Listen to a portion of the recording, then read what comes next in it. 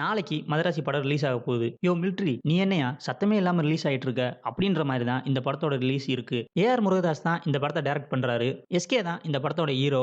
அனி தான் இந்த படத்துக்கு மியூசிக் பண்றாரு. இப்படி இவ்வளவு விஷயங்கள் இந்த படத்துல இருந்தாலும் இந்த படத்து மேல பெருசா ஹைப் எதுவுமே இல்ல. யாரும் கண்டுக்காதீங்க உன.